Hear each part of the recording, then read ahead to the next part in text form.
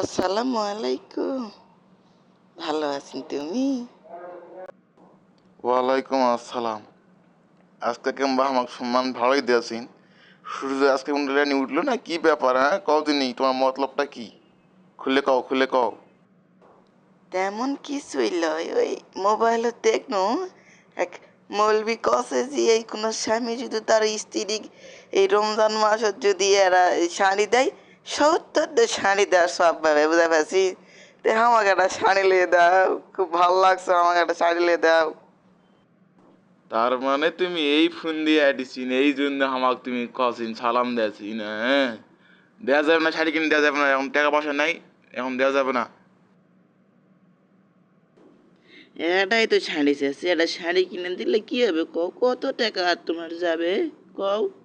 আমি তোমার জন্য মেলা দোয়া করমু, মেলা দোয়া করমু, তোমাকে আমি কত ভালোবাসি না, কও।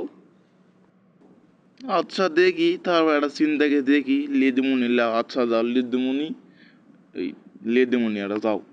কিন্তু ১,০০০ টাকা বেশি কিন্তু চা হবে না, ১,০০০ টাকা বেশি কিন্তু ১ টাকাও দেওয়া যাবে না, বুঝা গেছে? তাহলে লাও দিমুনি, চলো লাও। ধন্যবাদ, ধন্যবাদ।